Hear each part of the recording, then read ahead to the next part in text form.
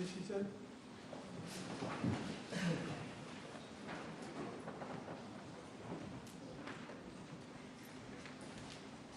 The Honourable Third Member for Barachois and Rivière. Basis 54. Mr. Deputy Speaker, the Trust Fund for Excellence in Sports was established under the Finance and Audit in Regulation 2002. Following the reconstitution of the Management Committee in February 2025, Mr. N.V. was appointed as chairperson. In accordance with established governance principles, the chairperson chairs the Management Committee, which establishes policies and develops strategies for the fund. On the other hand, the Chief Executive Officer is responsible for the operation and day-to-day management of the fund by executing the decisions and policies of the Management Committee. Unfortunately, my attention has been drawn to the fact that due to the persistent interference of the chairperson in the day-to-day management of the fund, problems started to escalate. I personally met Mr. N.V. on several occasions in the presence of officers of my ministry and clearly explained to him that there should be clear demarcation between governance and administration. He was also reminded of his role as a chairperson. Despite this repeated intervention, there was no noticeable improvement. In addition, I have been made aware that certain decisions were made by the Management Committee for the personal benefit of the chairperson, which were totally against established procedures in the public sector. Hence, with a view to restoring serenity and ensuring that the principle of good governance are upheld at the level of the fund, I had to take a bold decision to revoke him in the interest of the institution and its beneficiaries and replace him by a new chairperson. Mr. Deputy Speaker, as regards Part B of the question, I'm not aware of any allegation or irregularities thereat made by the former chairperson. Insofar as the alleged interference of the Chief Executive Officer is concerned, I need to stress that his co-responsibility in the discharge of his duties is to give effect to the decision of the Management Committee. He cannot and is not allowed to change this decision. I have never been made aware of any change brought by the Chief Executive Officer to the decision of the Management Committee. Mr. Deputy Speaker, sir, as far as the governance structure of the fund is concerned, it is clearly defined in the regulations which establish the fund. In addition, there is a well-established governance framework for public sector organization to which this fund subscribes. The House may rest assured that I will leave no stone unturned to continuously improve the administrative processes in the parastitical bodies that fall under the purview of my ministry, so as to give satisfaction to our stakeholders. Yes. Monsieur le Vice-président, l'honorable ministre peut-il dire à la Chambre si une enquête indépendante et impartiale, j'ai bien écouté sa réponse, a été menée avant la décision de révoquer M. NV, ou s'agit-il d'une mesure prise de manière précipitée et sans procédure transparente?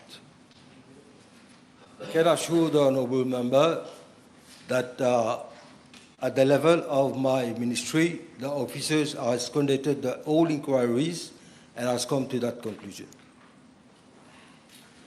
Question. L'honorable ministre a informé la Chambre qu'il n'est au courant d'aucune allégation d'ingérence du Chief Executive Officer, comme l'a bien fait mention M. NV dans ses déclarations à la presse. Put your question. Oui, j'arrive. Et j'aimerais savoir de l'honorable ministre pourquoi il n'y a pas eu, suite à la déclaration de M. NV dans les médias, pourquoi il n'y a pas eu de communication claire et publique jusqu'ici, ou tout au moins une enquête interne par rapport aux allégations qui ont été faites par M. NV. Let me assure the honourable member, I'm in receipt of a complaint on workplace conduct and concern relating to the CEO from a staff member of the fund. Same was also addressed to the chairperson and members of the fund. Given that this complaint is an internal matter for the fund, which is the employer of the complainant, my ministry has left same to be attended to the management committee of the fund. Mr. Deputy Speaker, in respect to the complaint letters received from the employees, I would like to draw the attention of the House that after explaining her predicament, she stated as follows. Finally, I wish to clarify that what she said. I wish to clarify that this correspondence is not intended to undermine the authority of the CEO. In addition, in the same correspondence, she stated that she was seeking clarifications as to whether the actions of the CEO amounted to intimidation or harassment. In fact, Mr. Deputy Speaker, sir, once a new chairperson is appointed, I will request him, the next board, to look into the matter and give his reply. The Honourable Second Member for Mayberg, Mayon. Thank you, Mr. Deputy Speaker. B655.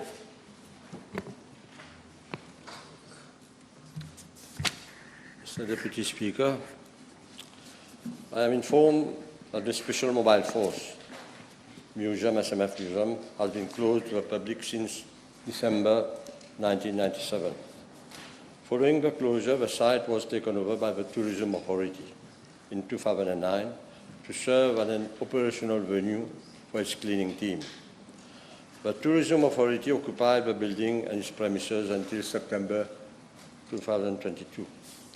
Following the establishment of the National Environment Cleaning Agency, NECA, in 2022, the ex-SMF Museum building and its premises, which were then under the control of the Prime Minister's Office, was allocated to the NECA in September 2022. Mr. Deputy Speaker, I wish to inform the House that a sum of 40 million rupees was earmarked under the capital budget for the financial year 2023-2024 for the renovation of a building for NECA. The renovation works were not carried out due to financial constraints. The maintenance of the building and the yard are undertaken by the employees of the Mori Facilities Management Company Limited. The House may further wish to note that a request has been made to the Prime Minister's Office to take over the site and the building on the 17th March 2026. Mr. Deputy Speaker, with regard to Part B, the question does it arise and there is no museum action. Honourable Third Member for Vieux-Grand-Pont and Roswell. Si, Monsieur le Vice-Président. PQ B656, please. Thank you very much, Honourable Member. Mr. Deputy Speaker, sir, presently there are 2,506 persons who are registered as fishermen, out of whom 608 persons were issued with fisherman card in the year 2024, that is, prior to the general elections. I'm informed that since 2007, a certificate of character is required at the time of submitting an application for a fisherman card. With regard to part of the question, Mr. Deputy Speaker, sir, a clean certificate of character is not a prerequisite to be eligible for a fisherman card. A person having been convicted convicted for any offense other than drug dealing may be issued with a fisherman card, provided that he meets all the other criteria. Now, it is only when the applicant is convicted for drug dealing that he is debarred from having a fisherman card.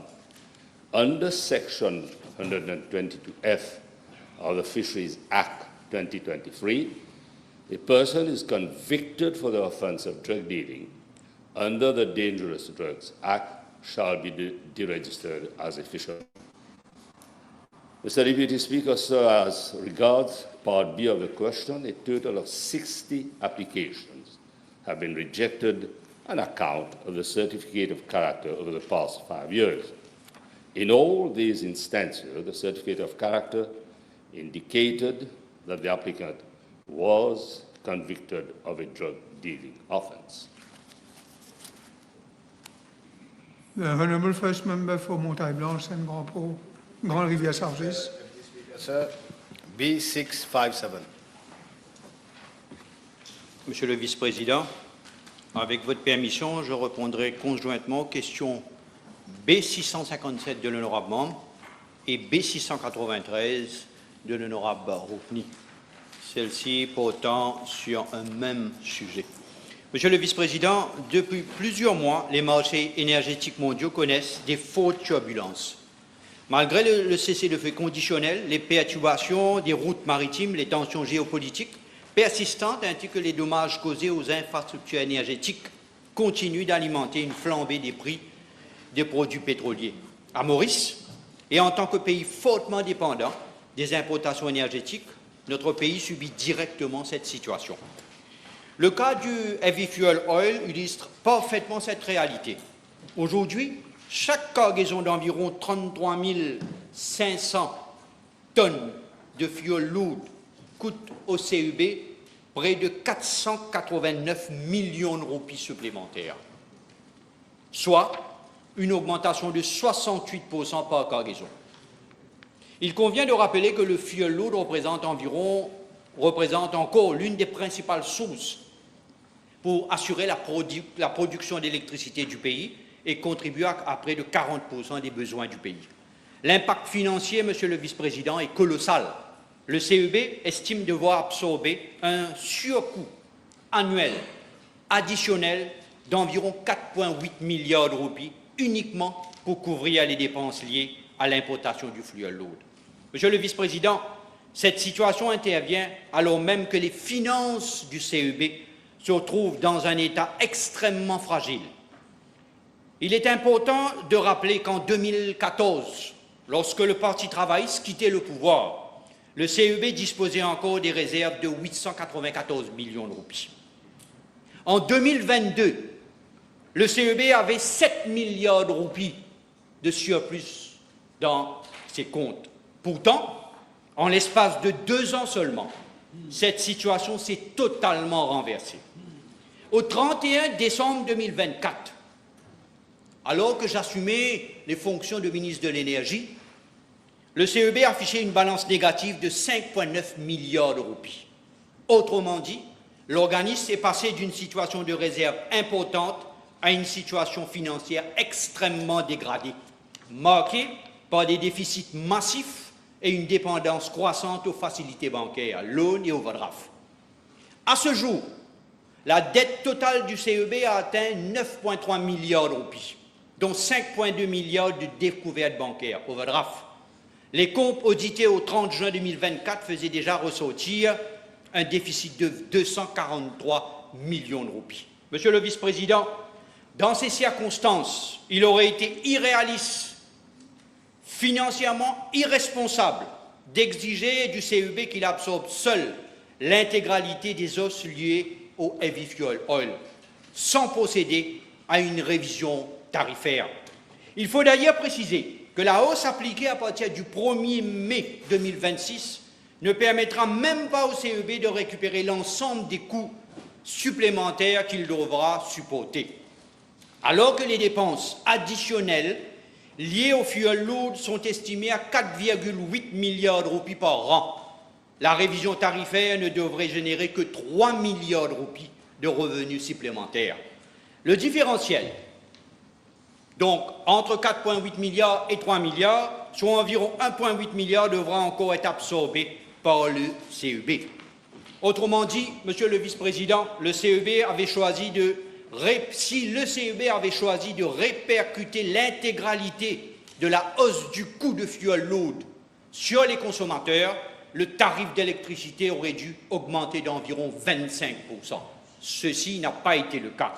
Malgré la situation financière extrêmement tendue, le gouvernement et le CEB ont veillé à protéger les catégories les plus faibles, les plus vulnérables de la population, ainsi que les petites entreprises. Près de 128 000 familles clients du CEB, incluant les 8 000 bénéficiaires des kits photovoltaïques, ne seront pas affectés par la hausse tarifaire. Ces mesures concernent principalement les ménages enregistrés au Social Register de Barachois. Au total, Monsieur le Vice-président, 25% de la clientèle du CEB bénéficiera d'un mécanisme de protection contre la hausse des tarifs. Monsieur le Vice-président, toutefois, le CEB a pris en considération ces impacts potentiels pour protéger les plus faibles. Monsieur le Vice-président, en ce qui concerne les déconnexions, le CEB m'informe qu'au cours de l'année écoulée, 21 211 ménages, sur un total de 482 000 ménages, à Maurice et à Rodrigue, ont été déconnectés en raison du non-paiement de leur facture d'électricité.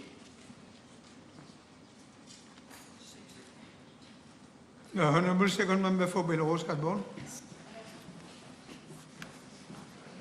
658. Merci. Mr. Deputy Speaker, I am informed that Mrs. B.S., Assistant Child Program Officer at the National Children's Council since 2012, is currently the acting shelter manager at the residential care institution Cap l'Espoir, managed by the Council. She has been appointed on 23rd April 2026 by the NCC after the previous acting shelter manager resigned on 20th April. Mr. Speaker, Mr. Deputy Speaker, sir, the qualifications of a shelter manager as per the scheme of service approved by the NCC's board on 28th August 2015 are as follows. A diploma in social work or administration or management or an equivalent qualification acceptable to the Council. And B, at least 3 years of experience in the field of social work. I am tabling the scheme of service of shelter manager of the RCI. Yes. Je vous remercie, Monsieur le Vice-président. Je remercie la Première ministre par intérim pour sa réponse. La Première ministre par intérim peut-elle expliquer à la Chambre comment un établissement aussi sensible peut fonctionner correctement alors qu'il a connu 3 managers en seulement 5 mois depuis sa réouverture le 5 décembre 2025, un véritable musical chair témoignant d'une instabilité chronique et soulevant de sérieuses préoccupations quant à sa gestion. D'ailleurs, pas plus tard que la semaine dernière, des pains moisis ont été servis aux enfants. Je vous remercie, Monsieur le Vice-président. Monsieur le Vice-président, je remercie l'honorable membre d'avoir soulevé cette question. Je dois avouer qu'il existe des problèmes relationnels entre les employés de ce shelter. Il se serait constitué, Monsieur le Vice-président, en clan et essayerait de manipuler les enfants contre tel ou tel clan. Le board enquête sur le sujet. Des actions seront prises en temps et lieu. En attendant, nous relançons pour la 3e fois un Expression of Interest pour inviter les ONG à prendre la gestion du shelter avec un personnel formé et dedicated. Quant aux questions de pain moisi, je remercie encore une fois l'honorable membre d'avoir soulevé la question parce que nous aussi, moi aussi, je trouve que c'est inacceptable qu'on puisse donner aux enfants du shelter du pain moisi. Monsieur le vice-président, le 5 mai, le ministère a été informé que du pain moisi avait été servi à un des enfants du shelter. Une enquête a été initiée. Il s'avère que la cuisinière a déclaré qu'elle n'avait pas constaté que le pain était moisi, vu qu'il n'y avait pas suffisamment de luminosité dans la cuisine. La cuisine n'était pas suffisamment éclairée. Un officier du ministère s'est rendu sur les lieux et a constaté que toutes les lumières, toutes les ampoules fonctionnaient. La cuisinière a tout de suite été remplacée. Un statement a été donné à la police de Grand-Bay le même jour, OBI 1449/26. L'enfant a été conduit à l'hôpital pour des examens médicaux. Heureusement qu'aucun problème de santé n'a été relevé. Une dernière, Monsieur le vice-président, d'ailleurs, je vous en remercie. Je remercie la Première ministre par intérim pour sa réponse. En attendant qu'une ONG prenne la gérance du shelter Cap l'Espoir, would the acting Prime Minister inform the House whether there are plans to review the organizational structure and staffing requirements of a shelter with a view to improving service delivery? Thank you, Mr. Deputy Speaker. Oui, évidemment. C'est pourquoi le National Children's Council est en train de tout revoir le fonctionnement du shelter en attendant qu'une ONG digne de ce nom puisse être confiée ce shelter. Honourable Fourth Member for Wodig. Mr. Deputy Speaker, sir, B659.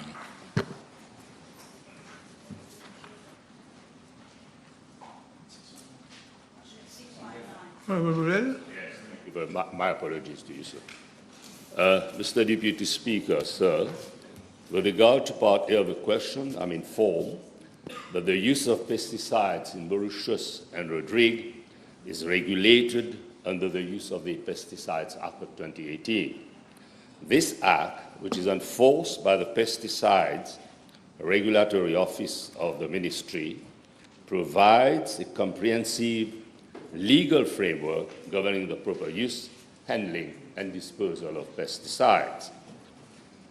The legislation is aligned with international standards and best practices and aims to safeguard public health and the environment from the potential risks associated with pesticide use.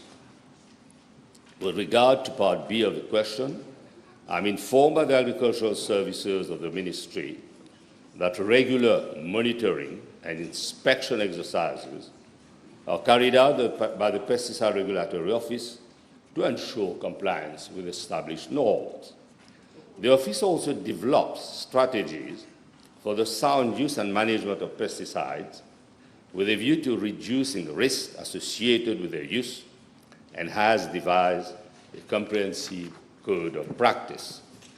The code of practice covers inter alia the responsibilities of pesticide users, guidance on when to use pesticides, interpretation of pesticide labels, safety precautions during use, and requirements relating to the storage, mixing, and application and transportation of pesticides.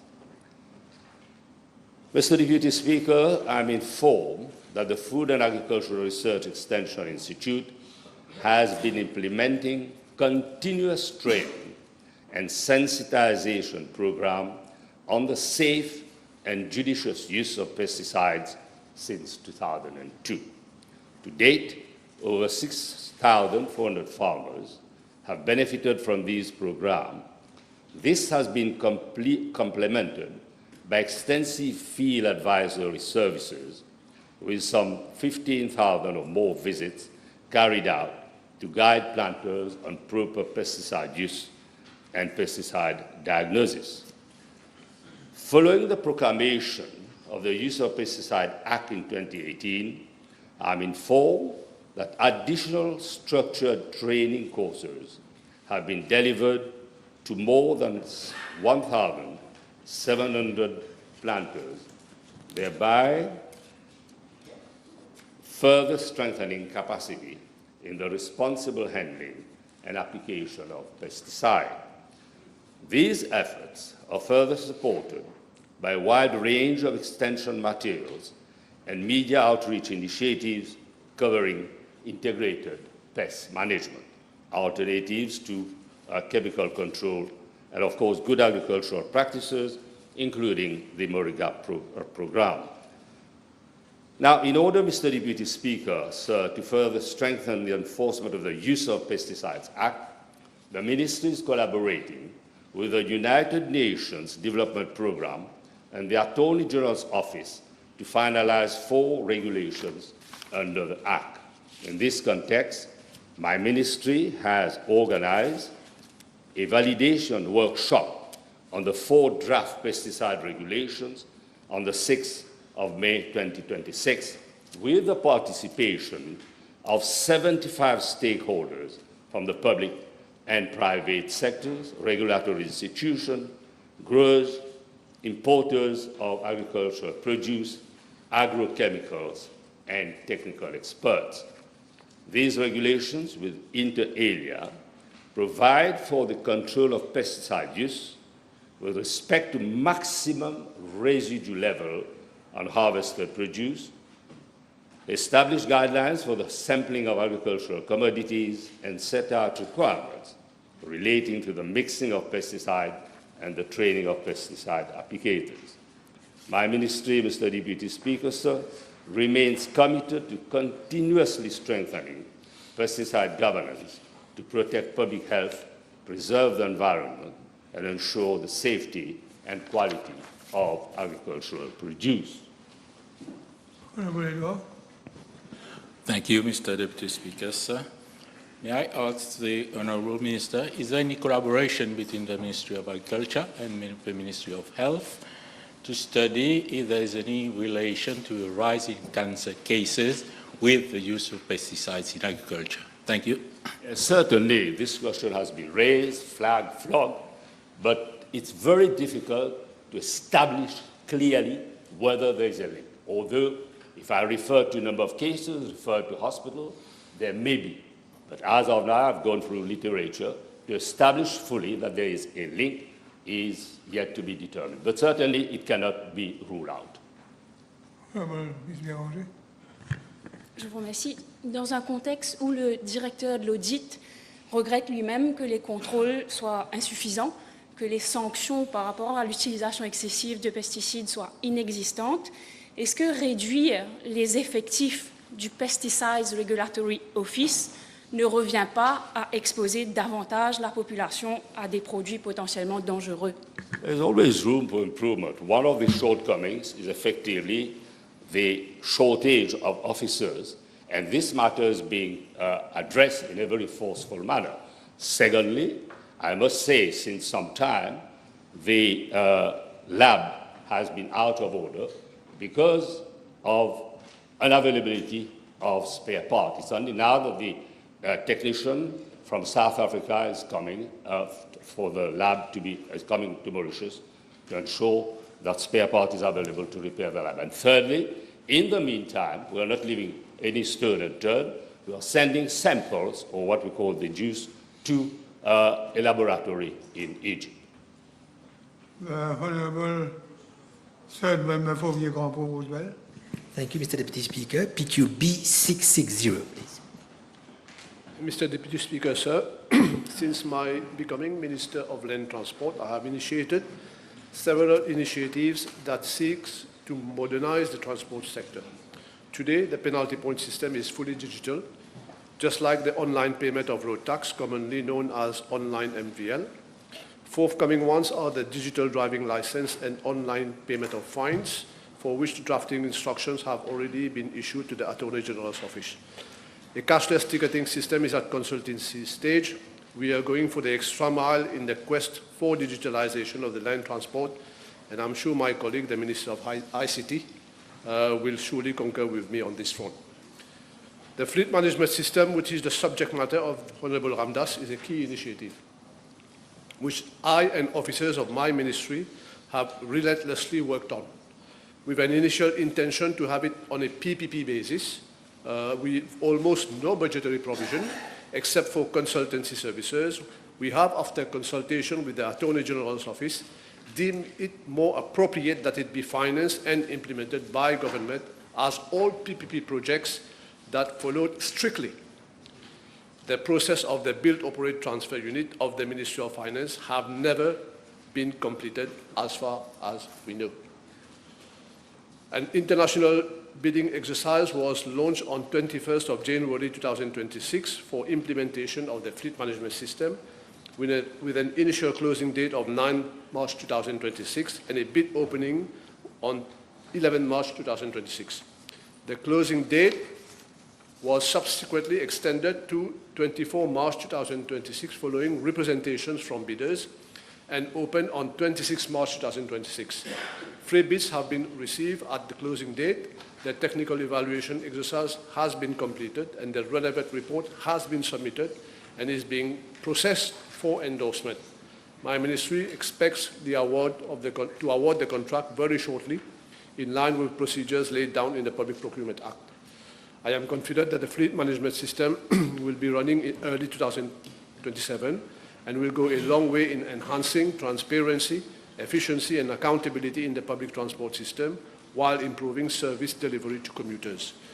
Deputy Speaker, sir, I thank the Honourable Member for his interest in the project, which when coupled with the bus services bill, for which we have already issued drafting instructions to the Attorney General's office, seeks to modernize the public bus services that convey nearly 500 million people daily. The fleet management system, which inter alia entails the installation of GPSs in all buses, will profoundly redefine the current bus operation system. It will introduce digital tools to support real-time operations, improve timetable adherence, and enable data-driven decision-making for both operators and regulators.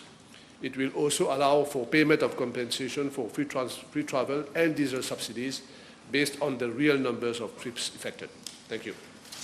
Yes, Honourable Member. Mr. President, in view of the difficulties faced by the inhabitants of remote areas of the country, including Saint-Hubert, as the Honourable Minister is aware himself, may we have a clear timeline as to the full implementation and putting into practice of the fleet management system? Yes. My officers and technicians tell me that it will be for early 2027, because once the tender is awarded, there will be extensive work involved in installation of the electronic system in 2,000 buses and the central control system. So we should be okay by 2007 if all goes on well. Honourable Second Member for Grand-Bay, Pluto. Thank you, Deputy Speaker. Sir. B661. Monsieur le Vice-président, le CEB m'informe qu'entre 2016 et 2019, un total de 288 recrues techniques ont été engagées en 3 vagues distinctes, soit 152 techniciens trainees et 38 techniciens grade 2, ainsi que 98 cadet techniciens. J'ai également été informé que les critères de recrutement applicables au poste de technicien trainee avaient été modifiés afin de permettre l'enrôlement des candidats ne détendant pas encore la certification NC3 ou NTC Level 3. Donc cela a été modifié pour que vous ayez du travail comme cadet technicien au CEB, vous devez avoir soit le NC3 ou le NTC3. Ce qui s'est passé dans le passé, l'ancien régime, ce qu'ils ont fait, c'est qu'ils ont recruté des gens sans avoir la certification NTC3. Donc, ceci dit, ce travail de cadet technicien, c'est un travail technique. Vous avez à travailler directement avec l'électricité. Donc, ils ont modifié le scheme of duty pour pouvoir recruter certaines personnes de leur circonscription. Il avait alors été convenu que le CEB prendrait les dispositions nécessaires avec le MITD afin que ces recrues qui n'ont pas de certificat puissent suivre la formation requise et obtenir leur qualification durant leur période de stage. Donc on vous recrute pour travailler, ensuite on vous demande de passer les tests. Donc c'est comme si on prend un infirmier à l'hôpital il n'a pas ses certificats, il travaille comme infirmier ou comme médecin, et après qu'il est demandé d'avoir sa certification. Monsieur le vice-président, les contrats prévoyaient clairement que ces formations devraient s'étendre sur une période minimale de 24 mois, 2 ans, et maximum de 36 mois, 3 ans. Après quoi, les recrues devraient être confirmées dans leurs fonctions ou soit voir leur engagement prendre fin. Or, Monsieur le vice-président, les faits aujourd'hui relevés démontrent des graves défaillances administratives et un manque flagrant de suivi au sein du CEB.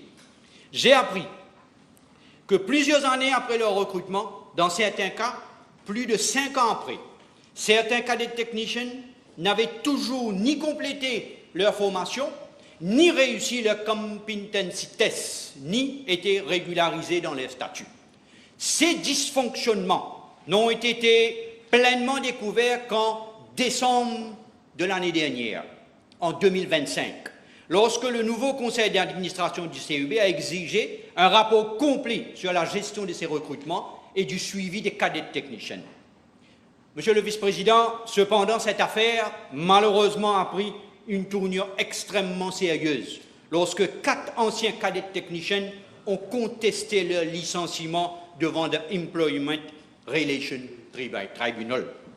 Dans son jugement, l'IRT a sévèrement pointé du doigt le CEB pour non-respect des dispositions fondamentales du Workers' Rights Act.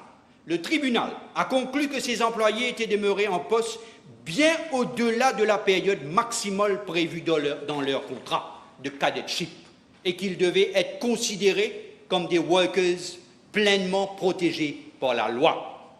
Plus grave, le tribunal a constaté que le CEB n'avait pas respecté les procédures obligatoires prévues sous la section 64 du Workers' Rights Act. Monsieur le vice-président, cette affaire relève des manquements graves au niveau du suivi administratif et des responsabilités du département des ressources humaines du CEB. Je dois d'ailleurs dire que personnellement, je ne partage nullement l'interprétation que certains veulent me faire dire ici au Parlement, selon laquelle il appartenait uniquement au chef des départements techniques de recommander la résiliation ou non des stages et des cadetships. La question liée aux nominations, au renouvellement des contrats, au suivi des formations, au respect des délais contractuels ainsi qu'à la conformité avec les obligations légales relève directement de la responsabilité du département des ressources humaines. Or, il est forcé de constater que déjà depuis ni en 2021 ni en 2022, le département de HR n'a attiré l'attention de la direction du CEB sur les risques légaux considérables découlant du maintien prolongé des sans-employés dans une situation irrégulière pendant plusieurs années. Cette négligence administrative place aujourd'hui le CEB dans une situation extrêmement embarrassante où des fonds publics devront être mobilisés pour assumer les conséquences de ces erreurs. Dommage que les leaders de l'opposition ne soient pas présents. Thank you, Deputy Speaker, sir. May I ask the Honourable Minister, according to my information, around 5.6 million of rupees of public funds have already been paid by the CEB. Can he inform this House what disciplinary action has been taken against any person responsible for this situation? Je dois dire, Monsieur le Vice-président, que effectivement, un montant de plus de 5,6 millions devra être payé ou a été payé, ont été payés à ces employés.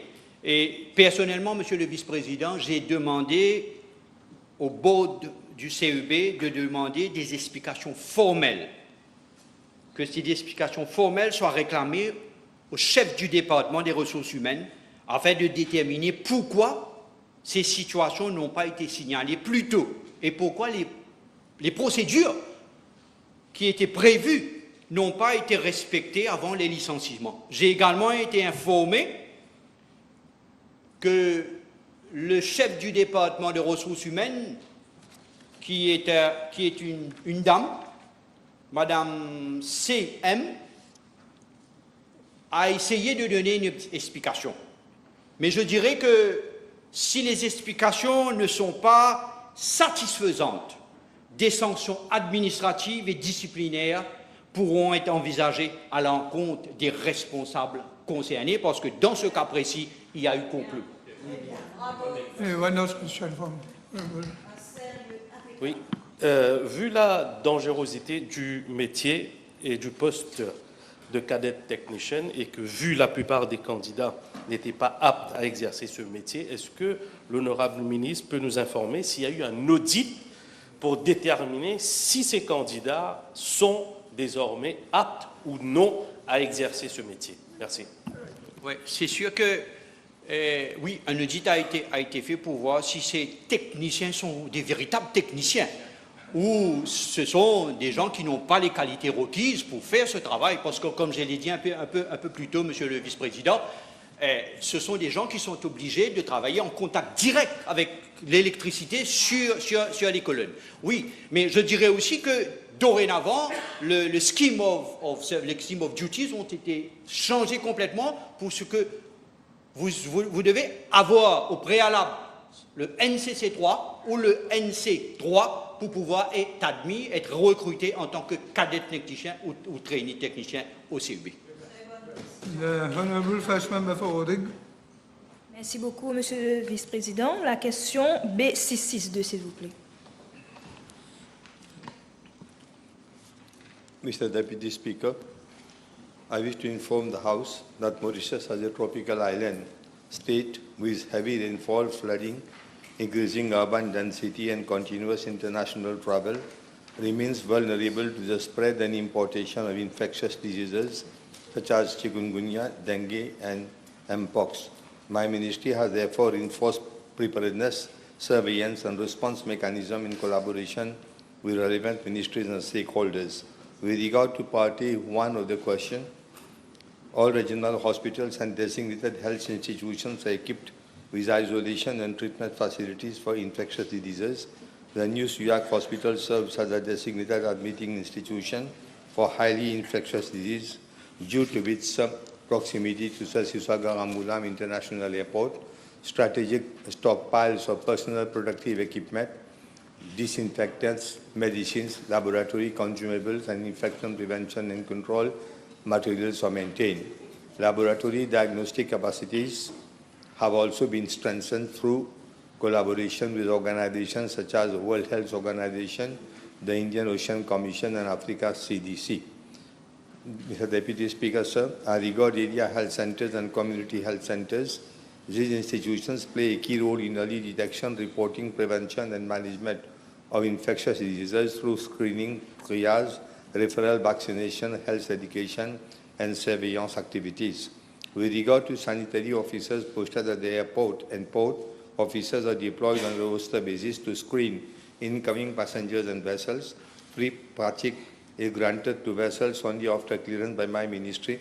Incoming passengers are required to complete the Mauritius all-in-one travel form, and particulars of travelers arriving from affected countries are transmitted to the certain regional health officers for follow-up surveillance. Blood and sputum samples are taken whenever required for laboratory analysis. In addition, dedicated general practitioners have been deployed to strengthen surveillance against imported infectious diseases. Enhanced surveillance protocols are implemented for passengers arriving from countries affected by diseases such as mpox, including physical visits, telephone monitoring, and immediate referral procedures where necessary. Mr. Deputy Speaker, sir, effective prevention and control require coordinated action across several sectors. Mauritius has therefore strengthened intersectoral collaboration under a One Health approach involving ministries responsible for environment, agro-industry, local government, tourism, education, and other relevant stakeholders. A multi-sectoral committee chaired by me ensures high-level coordination for surveillance, vector control, sanitation, risk communication, and outbreak preparedness. I am tabling the various measures put in place. I am tabling the various measures put in place regarding preparedness to respond to emerging infectious diseases. With regard to Part B of the question, my ministry had developed and implemented several preparedness and response plans, including the national operational plans for leptospirosis mpox, dengue, chikungunya, and viral hemorrhagic fever diseases. These preparedness and response plans are also implemented in Rodrigue. Mauritius is also implementing innovative vector control strategies such as sterile insect techniques involving the release of sterile male Aedes albopictus mosquitoes in selected regions to reduce vector populations. Risk communication and community engagement activities are carried out through door-to-door sensitization, schools, community talks, and mass media campaigns to encourage behavioral change and elimination of breeding sites. The Honourable Second Member for Rodrigue. Yes, thank you. B663. The Deputy Speaker, sir, the bus modernization scheme was introduced in 2014 to provide a financial support to bus operators for renewal of bus fleet through the replacement of aging buses with safer, more efficient and environmentally compliant vehicles with the objective of improving passenger comfort, service reliability, road safety and sustainable public transport both in Mauritius and Rodrigues. For Mauritius, the bus modernization scheme, in short BMS, is administered by the NLTA, and the bus operators are provided subsidies as follows. Number one, a high-flow diesel bus, 20% of the total price of the bus, subject to a maximum of 700,000 rupees. For number two, semi-low flow bus, 1 million rupees. Number three, electric bus, 30% of the price of the bus, subject to a maximum of 3.5 million rupees. Deputy Speaker, sir, I am informed that there are currently 73 buses in Rodrigues, and that for the period 2017 to 2023. The NLTA was making the disbursement to applicants from Rodrigues for subsidy under the BMS. Thereafter, payment has been effected by the Rodrigues Regional Assembly, RRA. I am further informed that since 2014, these bus operators are entitled to a government subsidy of 1 million rupees for high-flow buses. That is 300,000 rupees more than is paid to operators in Mauritius. This difference is explained by the fact that operators in Rodrigues incur additional costs in shipping the bus acquired from Mauritius to Rodrigues, a cost which is not borne by local operators. Moreover, justification for higher subsidy arose from the fact that the wear and tear of buses running in Rodrigues was more due to topography of the island. More often than not, spare parts required for repairs had to be acquired from Mauritius, which again entailed increased expenses. The NLTA is called upon only to check compliance of the bus with the specifications of the Road Traffic, Construction and Use Regulations 2010 and to recommend the applications for payment. Deputy Speaker, sir, with regard to the question from the Honourable Member on the cost of the bus body being higher than the chassis, I am informed by the NLTA that this is not quite the case, although true it is that the bus body costs as much as 85 to 90% of the cost of the chassis and the fitted engine. This cost is equally borne by operators in Mauritius as well as those from Rodrigues. I wish to clarify that the BMS subsidy framework is not structured around individual cost components of any bus, such as the body, the chassis or the engine, but rather takes into account the overall acquisition cost of a compliant bus. The subsidy amount has been worked out as a fixed sum on the total capital investment of any bus operator without factoring in the difference cost of buses based on make, model, seating capacity, etc. The only defining criteria is whether the bus is a high flow, semi-low flow, or electric bus. Having regards to the specificity of Rodrigues, I am given to understand that only high-flow buses are concerned. I am made to understand, Deputy Speaker, sir, that disbursement for the BMS for the last 3 years for Rodrigues are as follows. Financial year 2022 and 23, 2 million rupees for 2 buses. 2023-2024, 3 million rupees for 3 buses. 2024-2025, 7 million rupees for 7 buses. 2025-2026, 3 million rupees, only free applications processed so far as at May 2026. As announced in Budget Exercise 2025-2026, the NLTA is carrying out a comprehensive exercise for the revamping of the BMS. During that exercise, the quantum of the subsidy will be worked out anew to align subsidy amount with actual investment costs, taking into account government policy objectives, including environmental considerations. The Road Transport Advisory Board has also been requested to submit their advice on the proposed views. To end, Deputy Speaker, sir, once this exercise is completed, the new quantum will be shared with the RRA, enabling them to adjust subsidy payment to bus operators at their end. I am informed by the Ministry of Finance that as at date, no request for review under the BMS has been received at the level of the Commission for Public Infrastructure and others in Rodrigues. I'm also given to understand that there is a provision of 5 million rupees for financial year 2026-2027 under the BMS. Thank you. The Honourable First Member for Montaille Blanche and Grand Rivière. Thank you, Mr. Deputy Speaker, sir. B664.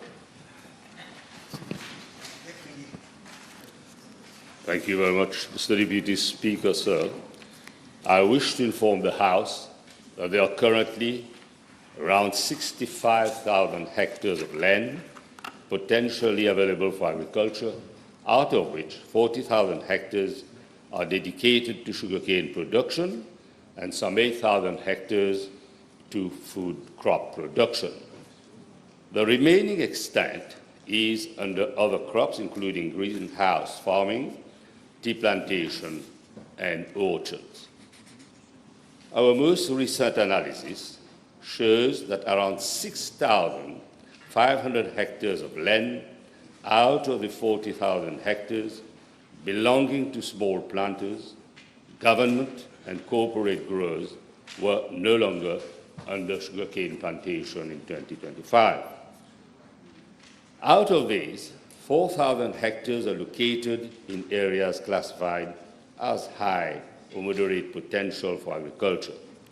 With regard to Part A of the question, since November 2024 to date, some 1,100 acres of state land have been allocated to planters from the Ministry, Ausbel Sugar State, and Sugar Investment Trust.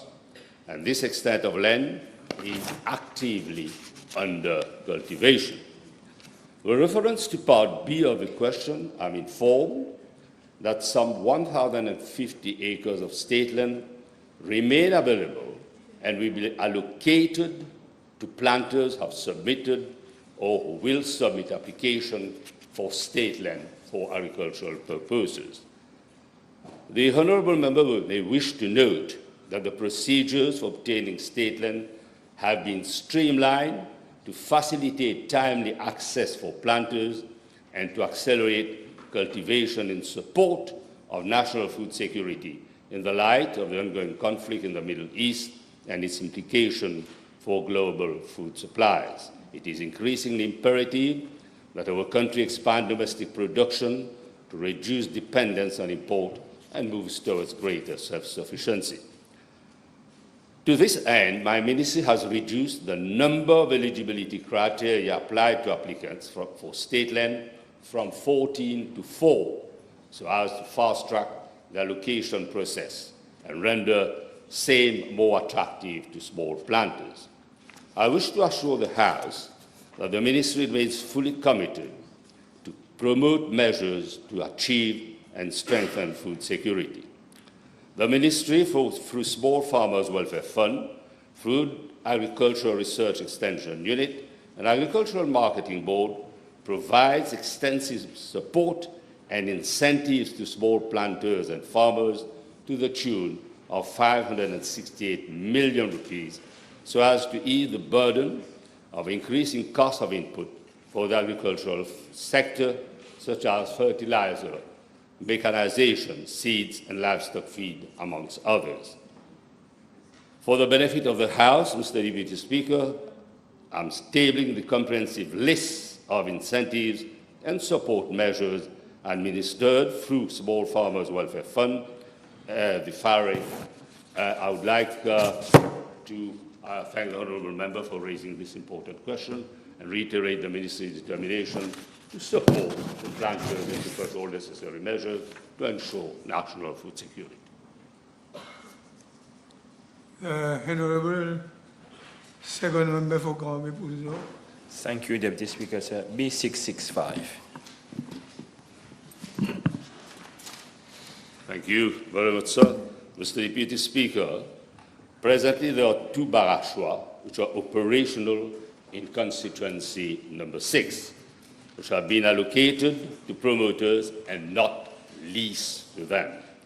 These are as follows: Barachois adressées, also known as Petit Barachois, allocated on the 9th January 2014 for horticulture to Pesticide Royal Company Limited, having as director Mr. Kemra's person and located at Kouakou Road, Grand Gob. And 2, Grand Barachois, also known as Bassin Humbert, allocated to Barachois Limited on the 17th September 2015, having as director Mr. Yashodar Boiga and located at Morel, Rivière du Rempart.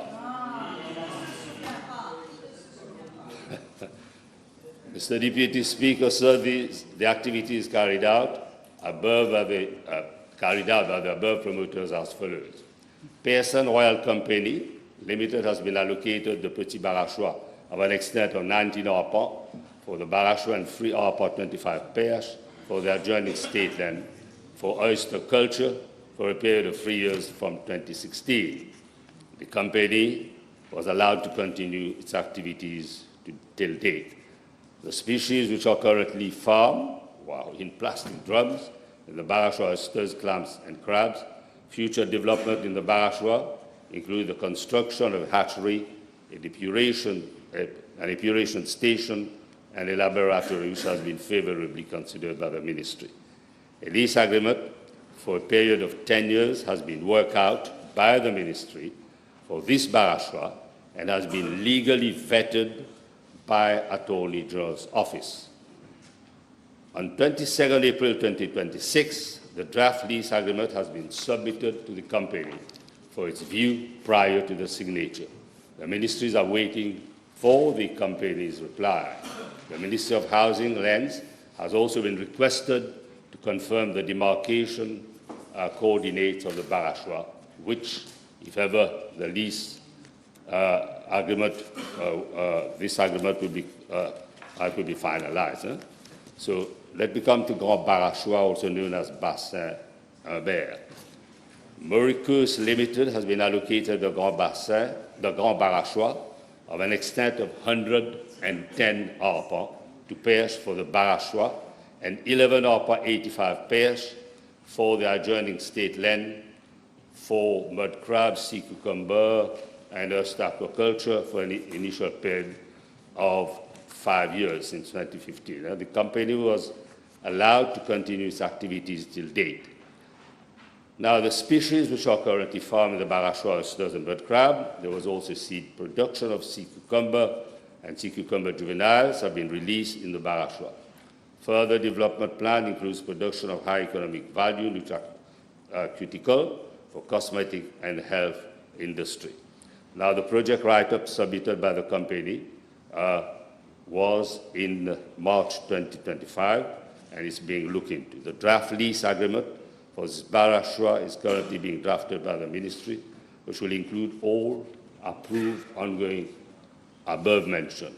Once finalized, if ever it is finalized, the draft lease agreement would be vetted by the Attorney General's Office and then finalized if we are going ahead with the lease agreement. So let's wait and see. Thank you. Yes, thank you, Deputy Speaker, sir. Will the Honourable Minister indicate whether any areas of payment fees are outstanding in respect to any Barachois operating in constituency number 6? And if so, what are the measures taken till now? Yes, there was no lease agreement, as I've stated, okay? I leave it to the Attorney Generals. Once advice is tendered to us, we certainly, if the need is felt, we have to recover the areas. And you can rest assured appropriate measure will be taken. There's also the indemnity for use, which my good friend is conveying. Thank you, Deputy Speaker, sir. Can the Honourable Minister state whether the Ministry has carried out inspections of the Barachois during the last 3 years with regards and with regards to any compliance, non-compliance, what action has been taken till now? We have no choice but following the questions which you've put. It's an eye-opener, and you can rest assured more than one visit will be carried out. The Honourable Third Member for Mayberg Penmagnon. Thank you, Deputy Speaker. Sir, B666, please. Deputy Speaker, sir, coincidence has it that this year's Global Road Safety Week was kick-started last Saturday morning at Mayberg in the presence of the Honourable Lakiram and Honourable Apollo. The Honourable Ramphal could not make it as he was overseas. I have to thank the three Honourable members for the arrangements they have made to make this event a success. Deputy Speaker, sir, I'm informed by the Commissioner of Police that from 1st of January 2023 to 7 May 2026, that is 3.5 years period, a total of 74 fatal road accidents have been recorded in the southern division of the island, unfortunately, resulting in the loss of 78 lives. I'm tabling the yearly breakdown thereof. In regard to Part A of the question, I am informed that the principal causes of these fatal road accidents have been identified as speeding, as well as dangerous, careless, and inconsiderate driving. With regard to Part B of the question, Deputy Speaker, sir, one of the major policy measures already implemented since 31st January 2026, albeit not specific to the southern region, is the penalty point system. Last Friday, I have for the first time ever presented a first quarterly report to the Cabinet of Ministers about road accidents, more specifically about how the penalty point system has fared since it's coming into operation 3 months down the line. I intend to henceforth do this on a quarterly basis, such transparent exercise allows us to bring changes wherever necessary and hopefully improve on road safety. I use the word hopefully because road safety is not merely a matter of infrastructure or law enforcement, it is a matter of culture. There was a peak in January 2026 as compared to January 2025, but in this respect, police recorded a reduction of 25% in road fatalities in April 2026 under the penalty point system as compared to April 2025 under the cumulative road traffic offence. Government has deemed it necessary to increase the range of points for the offence of using handheld phone while driving from 3 to 6 points to 5 to 6 points because of the high percentage of 70% that this offence constitutes in the total number of contraventions established under the penalty point system. And in terms of technological improvement, it may be realistically expected that the capture of road traffic offences through safe city cameras can significantly enhance compliance. In fact, I had the opportunity to visit the main command and control center of the police relating to the safe city cameras on 2nd April 2026. I will be holding a meeting on the subject matter in due course, but sufficient for me to say right now that there will have to be quite a bit of investment to be made by the police in order for the cameras to be able to detect offences with the help of AI. My colleague was with me during the visit that we made to the police, Mr. Ramphal. In the meantime, the Attorney General's office is working on several other decisions of government to strengthen enforcement on our roads, notably the possible impoundment of vehicles in case a driver is driving while being under the influence of alcohol or drug, and is also to include road rage as an offence under the Road Traffic Act. In terms of policy formulation, Deputy Speaker, sir, I have to underscore that a cumulative consultative workshop involving all key partners involved in the road safety was held yesterday in relation to the National Road Safety Strategy 2026-2030. Once finalized, the approval of government will be sought on that strategy document for its implementation. Deputy Speaker, sir, the Commissioner of Police has informed that intelligence-led policing through data analysis to identify accident-prone areas and black spots, high visibility enforcement operations, implementation of selective traffic enforcement policy, meaning STEP, regular alco-test operations, speed enforcement through fixed and handheld devices, a special weekend crackdown operations, and daily vehicle checkpoints along motorways are being conducted. In addition, roadblock and vehicle checks points are regularly conducted with the support of the Special Mobile Force and local police division across the island, including the southern region, which is the subject of the question. In terms of infrastructural improvement, TRMSU has identified several high-risk areas in the southern region, classified as black spots, or hazardous road sections where remedial You got works long are- to go, Mr. No, Honorable Minister? no, not quite. Finishing soon. Because you have been quite long. 2 paragraphs more, if I may. Thank you.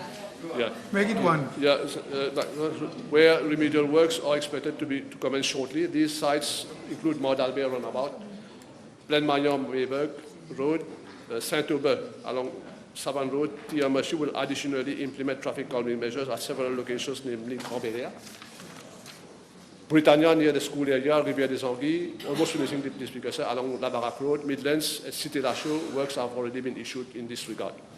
There we are. Thank you.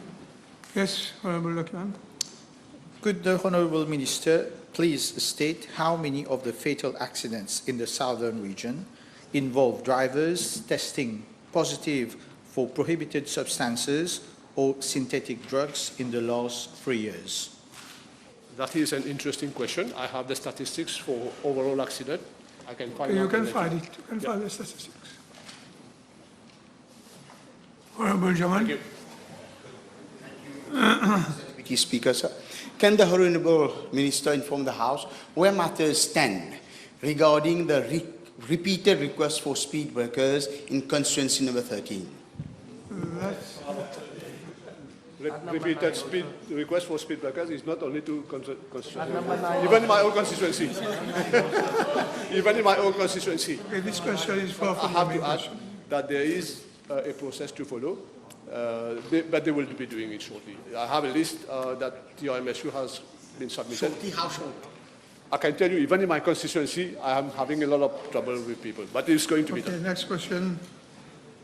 The Honorable First Member for Lakavian Phoenix.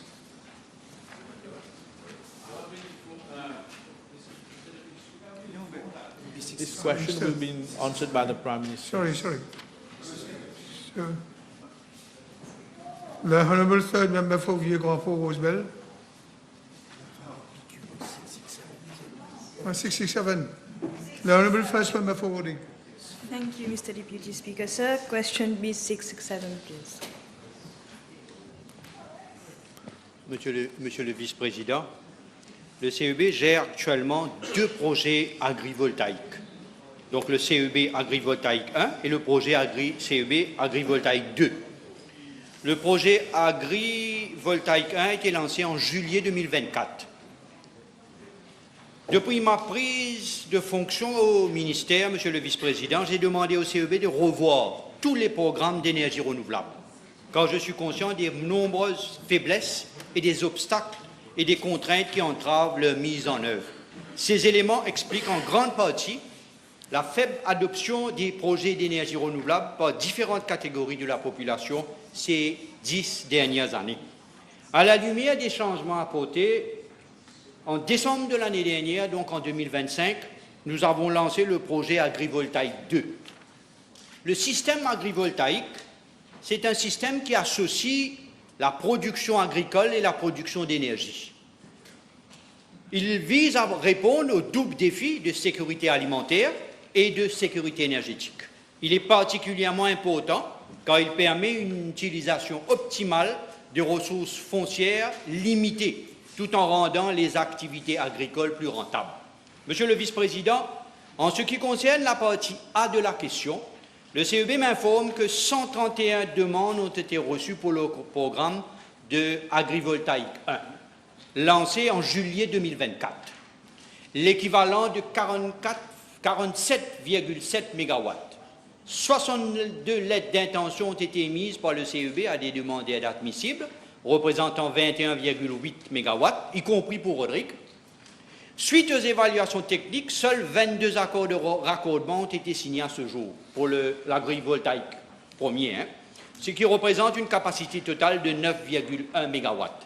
Concernant Rodrigue, 5 demandes représentant 1,6 MW ont été reçues, 3 lettres d'intention ont été émises, 2 raccordements ont été envoyés aux demandeurs, dont une a été signée.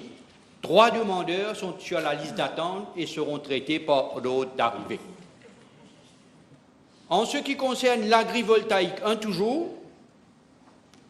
sur les 131 demandes initialement reçues, donc pour Maurice et Rodrigue, pour une capacité de 47,7 MW, un seul projet de 25 kW a été mis en service à ce jour. Cela confirme, Monsieur le Vice-président, ce que j'ai déjà mentionné un peu plus tôt, l'adoption insatisfaisante de ce système et ses problèmes inhérents. Le nouveau programme agrivoltaïque 2, qui a été lancé l'année dernière, associé au stockage de batteries, a été lancé par le CEB le 10 décembre de l'année dernière. Le agrivoltaïque 2 représente une évolution significative par rapport au programme agrivoltaïque 1, initialement, tant en termes de portée que d'exigences techniques, de structure du marché. La capacité prévue pour agrivoltaïque 2 est de 40 MW pour l'île Maurice et 2 MW pour Rodrigue. Le CEB m'informe que 43 demandeurs ont été reçus, représentant une capacité proposée de 118 MW. 31 lettres d'intention ont été émises en février de cette année-ci, en 2026, représentant 93 MW, dont 24 accords de raccordement ont déjà été signés cette année-ci, pour une capacité totale de 72 MW.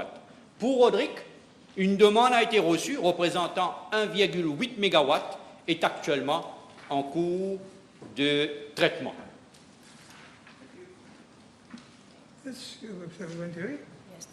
J'ai 2 questions supplémentaires.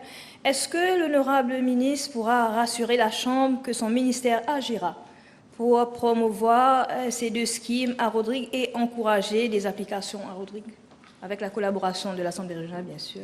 Et je peux rassurer l'honorable membre que nous avons eu un engouement par rapport à agrivoltaïque 1 et agrivoltaïque 2. D'abord, ce qui a changé, c'est bien de savoir, c'est que ce qui a changé, en collaboration avec le ministère de l'Agriculture, nous avons changé au moins 4 points du scheme premier, si je peux l'appeler ainsi, de l'agrivoltaïque 1 à l'agrivoltaïque 2. Donc, ce que nous faisons, c'est que d'abord, l'agrivoltaïque 2, vous êtes obligé de mettre la batterie. Que ce soit à Rodrigue, que ce soit à Maurice, la batterie est obligatoire. Pourquoi? Parce que notre problème à nous, vous le savez déjà, de 6h à 9h du soir, nous avons un problème de la pression sur notre demande. Donc la batterie va nous aider. Deuxième chose, c'est que nous avons l'agrivoltaïque 1, c'était de 600 kW maximum. Dorénavant, c'est 4 MW maximum. Donc nous avons plus que triplé la capacité d'installation. Donc de 600 kW à 4 MW. Et la batterie demandée, nous avons demandé des batteries de 2 MW pour pouvoir injecter sur le réseau. Nous avons aussi, je suis content de le dire, nous avons aussi discuté avec mon honorable collègue ministre de l'Agriculture, et dorénavant, les LCP, the Land Conversion Permit, sera traité en espace de 7 jours. Donc si vous êtes un promoteur, vous demandez de Land Conversion Permit, en 7 jours, vous savez déjà si votre projet peut aller de l'avant ou votre projet va être rejeté. Ceci dit, nous avons aussi, avec la collaboration de l'agro, arrivé à une entente pour dire que dorénavant, vous avez un projet, peu importe que ce soit à Maurice ou à Rodrigue, déjà l'agro-industrie, le ministère peut vous dire déjà en amont que si votre terrain est low potential, medium potential. Donc, au départ, vous savez déjà que pas nécessaire d'attendre 3 mois, 3 ans, après que l'agro va vous dire que non, on ne pourra pas vous donner parce que c'est high potential. Donc, 4 items ont été ajoutés et changés dans le scheme initial parce que nous voulons que on n'invente rien, à l'île de la Réunion, ils le font déjà, hein. Il n'y a absolument rien. Donc, ce que nous voulons, c'est que à Maurice et à Rodrigue, que ce soit l'agriculture, mais l'élevage aussi, hein, l'élevage aussi puisse se faire sous les panneaux de photovoltaïque. Thank you.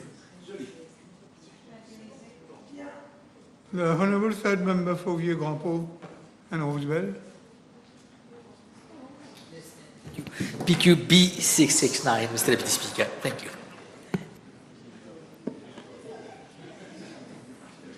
Mr. Deputy Speaker, sir, in reply to my PQs B420 and B466 on 21st April, I elaborated lengthily on the essence, features, services available and measures taken by my ministry to promote the uptake and accessibility of the correct mobile application. This app represents a shift towards a proactive government that anticipates citizens' needs rather than reacting to the requests while fostering citizen empowerment through enhanced digital access, convenience, and participation in public service delivery. It's the opposite of what the previous government used to do. The correct application has been established with the aim of consolidating fragmented government applications into a single window for all the inhabitants of the Republic. We would recall that in the past there were different types of applications. There was this mot courant, mot prix, all sorts of moloyos were there earlier. But the citizens could not actually take advantage of the investment that was made out of public funds. And this is where the story was really sad. With keeping the citizen at the center, we redesigned, re-engineered, and restructured the services. And now we have the immediacy of service, the immediacy of information. One concrete example is the penalty point system that was worked upon collaboratively with my colleague from the Ministry for Transport. The driving license details, and very soon it will be a digital driving license. The real-time electricity consumption as seen from the grid on the app Correct. And there are more to come. The mobile ID, the application for morality certificate, and also the possibility for issuing complaints online for water leakages. So we've restructured it, and it's a restructured version of the National Authentication Framework application, which used to be referred as MOPAS. We've separated now authentication with services, from services. And one direct benefit has been the establishment of a single user ID and password for all of those services, which was not the case earlier. Since its launch on 30th January 2026, the Correct application is now easily accessible on Play Store, App Store, and Huawei App Gallery. To date, we have 462, 310 registered users, and 409 active users. Mr. Deputy Speaker, sir, on page 7 of the National Audit Report 23-24, the Director of Audit has been critical of the uptake of e-government services. And back then, out of 123 e-services, less than 10 were being effectively used by citizens. Clearly, the value versus investment ratio did not do justice to public funds. Our approach is to leverage existing investment in order to drive value for citizens. Therefore, it was necessary to extend the functionality of existing services to increase the uptake. And this extension pertains to phase 1 of Correct app, which is of limited scope and is being carried out under an existing agreement with the supplier of MOPAS. And that agreement provides for enhancements. Mr. Deputy Speaker, sir, the next step is to embark on phase 2 of Correct Super App project, for which specifications have already been prepared to kick off the procurement process. Thank you, Mr. Deputy Speaker. Yes, you are supplementary, honourable members. May we have an indication from the Honourable Minister as to the timeline for the commencement of phase 2 of the app Correct? Thank you, Honourable Member. So we will, within few weeks, issue the RFP, and we are looking at the regulatory period of around 3 months before we are able to receive the bids and start the evaluation. Honourable First Member for Barachois.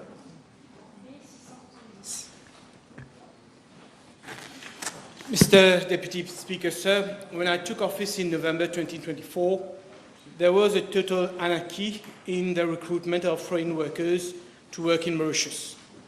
Mauritius was placed on the blacklist of countries with forced labor by the Department of Trade of the United States of America. Report from international non-governmental organizations suggested that foreign workers were being exploited and made to pay recruitment fees. My first priority, therefore, has been to work with the International Organization of Migration of the United Nations to come up with new regulation to ensure the ethical recruitment of foreign workers. The private recruitment agency regulations came into force in October 2025, and it is only as from that date that my ministry considered application for recruitment licenses. Mr. Deputy Speaker, sir, I regard Part A1 of the question. Following the promulgation of the private recruitment agency regulations, my ministry has to date received 69 applications for recruitment of non-citizens for employment in Mauritius licenses. As at date, only 2 recruitment licenses have been issued for recruitment of non-citizens for employment in Mauritius. In addition, 6 applications for such licenses have been approved, and claims for payment of the license fees and security have been issued, but payment is being awaited. Another 7 applications have been recommended by the committee, subject to additional information being obtained.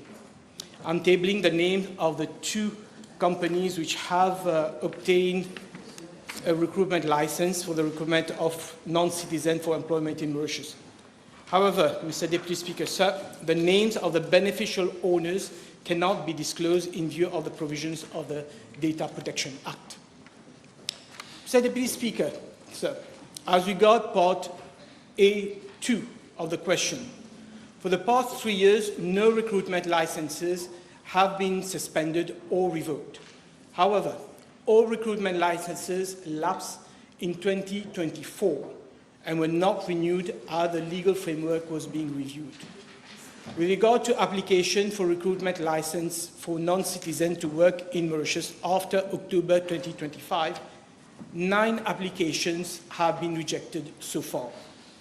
The reason why the applications have been rejected is because they do not meet the new statutory criteria being required to issue a recruitment license, including A, technical knowledge and experience in recruitment, B, knowledge of applicable law, C, sufficient financial resources, and D, fitness and suitability of shareholders, directors, and senior officers.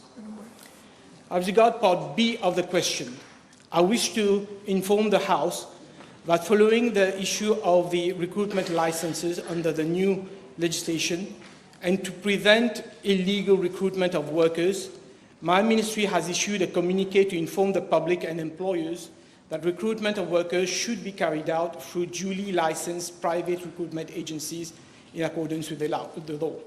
The list of licensed private recruitment agencies for each category of licenses have been posted on the website of the ministry and is being updated as soon as new licenses are issued. Such measures have been taken with a view to promoting fair, transparent, and ethical recruitment practices, safeguarding the rights and welfare of non-citizen workers, preventing illegal recruitment activities, and ensuring compliance with local labor laws and international labor standards. Mr. Deputy Speaker, sir, the law already prohibits the charging of fees from workers either by the agent or the employer. The regulations expressly provide that all fees and costs in respect of migrant workers should be borne by the employer, and the recruitment agent is not allowed to charge migrant workers any recruitment fees. In addition, licensees should, on a quarterly basis, submit relevant returns on vacancies and the number of job seekers placed both locally and abroad. Any person who contravenes the provisions of the private recruitment agency's legislation shall commit an offence and shall, on conviction, be liable to a fine of not less than 500,000 rupees and not exceeding 1 million rupees, and to imprisonment for a term not exceeding 5 years. All licensees should display their license and condition conspicuously in their office premises, otherwise they may be liable to a fine of up to 50,000 rupees. Mr. Deputy Speaker, sir, finally, since January 2025 to May 2026, some 21 cases of recruitment of foreign workers without a valid recruitment license have been referred by my ministry to the Commissioner of Police. Despite reminders sent to the Commissioner of Police, it would appear that up to now, the police has not prosecuted anyone for illegal recruitment. Further to the issuance of the recruitment licenses, my ministry is envisaging post-inspection to ensure that recruitment agencies are adhering to the conditions specified in the legislation. Thank you. Yes.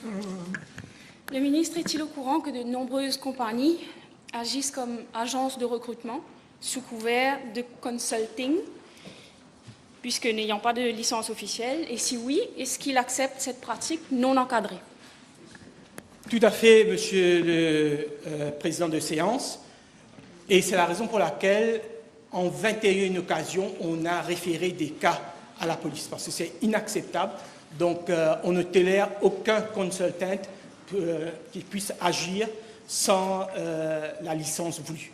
Mais je dois dire qu'on a donné une certaine flexibilité avant octobre 2025 pour que les employeurs puissent faire une demande pour des travailleurs étrangers en leur propre nom, parce qu'on n'avait pas encore recruté, on n'avait pas encore émis des recruitment licenses. Maintenant qu'on a émis des recruitment licenses, tout le monde devra passer à travers les agences de recrutement qui ont un permis valable. Yes, no, Peut-il informer la Chambre si la compagnie Lexus Recruitment Agency Co. Limited, incorporée le 5 février 2025, et dont l'adresse du beneficial owner est la même que celle de son proche collaborateur et agent électoral, M. J.S., est-ce que cette compagnie fait partie des 21 cas qu'il a mentionnés? Est-ce qu'elle a été directement ou indirectement impliquée dans le recrutement des travailleurs étrangers depuis l'an dernier? Monsieur le Président de séance, dans la liste que j'ai des cas référés par mon ministère à la police, il n'y a pas le nom de la compagnie dont fait mention l'honorable membre. OK, last one. Il n'a pas répondu à ma question. Est-ce qu'elle a été impliquée d'une manière ou d'une autre, indirectement ou directement, dans le recrutement? Même si elle n'est pas dans ces 21 cas, est-ce qu'il est au courant que cette compagnie a directement ou indirectement participé au recrutement de travailleurs étrangers, puisqu'il vient de dénoncer cette pratique de consulting? Comme je l'ai dit, tous les cas d'abus, tous les cas qui sont référés à mon ministère, où après enquête, on voit qu'il y a une personne qui a agi comme agent recruteur sans une licence, a été référé à la police. Et on a une liste de 21 cas qui a été déjà référé à la police. Malheureusement, le nom de la compagnie dont on mentionne l'honorable membre n'est pas sur cette liste, mais si elle a des informations, je l'invite d'aller à la police et faire une déposition en bonne et due forme. The Honourable Third Member for Flag-Bonakai. Thank you, Deputy Speaker, sir. B671. Mr. Deputy Speaker, sir, the student discipline remains a matter of utmost priority for my ministry and for this government, as it is directly linked to the creation of a safe, stable, and conducive learning environment, which is essential for quality education and the holistic development of our learners. Having said that, let me add that today it is becoming increasingly challenging for heads of schools and educators, both in primary and secondary schools, to manage discipline. I'm informed that for the period January 2025 to 7th May 2026, the following cases of indiscipline were reported in primary and secondary schools. 353 cases of bullying, 63 in primary schools, and 290 in secondary schools. 21 drugs-related incidents, 7 in primary schools, and 14 in secondary schools. Moreover, 56 cases of online harassment were reported in secondary schools, while 88 cases of inappropriate behavior were recorded in primary schools. Mr. Deputy Speaker, sir, discipline management in schools remains the responsibility of school under the Education Act. However, This government has adopted a structured, preventive approach to tackle indiscipline through close collaboration with the Mauritius Police Force, the Family Support Services, and other relevant stakeholders. Disciplinary committees operate at school level. CCTV surveillance systems have been installed in some schools. Moreover, targeted police patrols are being conducted in areas identified as high risk. In parallel, prevention and behavioral transformation are being reinforced through the evidence-based Get Connected program for students at lower secondary level, particularly those in grades 7, 8, and 9. The program focuses on the development of core life skills such as self-awareness, emotional regulation, and responsible decision-making, with the aim of strengthening protective factors at an early stage and reducing vulnerability to risk behaviors, including substance abuse. It is delivered by trained educators. This is being complemented by regular sensitization sessions conducted by the Anti-Drug and Smuggling Unit and the Harm Reduction Unit, as well as class-based interventions on bullying, violence, emotional regulation, and conflict resolution. It is planned to carry out another drug use prevention initiative, namely the Rebound Program, designed for grade 10 students. This program will focus on resilience building, critical thinking, and risk awareness. It will adopt interactive and media-based approaches to help students better understand the consequences of drug use and make informed choices. Mr. Deputy Speaker, sir, my ministry has also reinforced psychosocial support mechanisms through student care and counseling desks in all state secondary schools, counseling units known as Service d'écoute, and the deployment of educational psychologists and social workers. Furthermore, a whole school and community-based approach is being promoted through parental sensitization programs, multi-agency case conferences for complex situations, and early intervention initiatives at primary level through the Body Safety and Wellbeing Program.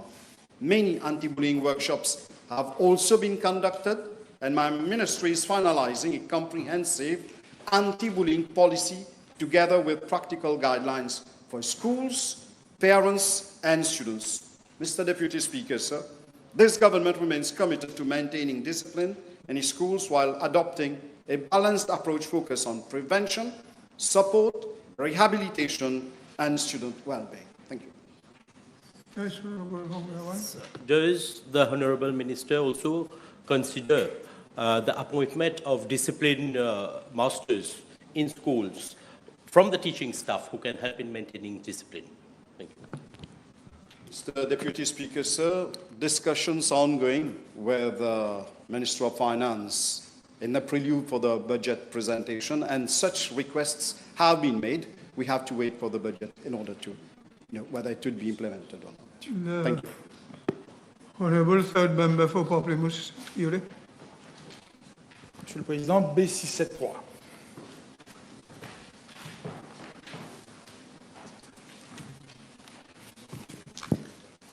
Mr. Deputy Speaker, sir, I'm informed that Banco Valor International Limited has not been granted any license by the Financial Services Commission. On the other hand, on 29 September 2016, the FSC received an application for an investment banking license in the name of Alvaro Sobrino Africa Limited, with Mr. A.S. as sole shareholder and beneficial owner. Mr. Deputy Speaker, sir, at the time of the receipt of the application for the investment banking license, Mr. A.S. was already the ultimate beneficial owner of a number of entities for which the FSC had already issued licenses after carrying out the due diligence on his fitness and propriety.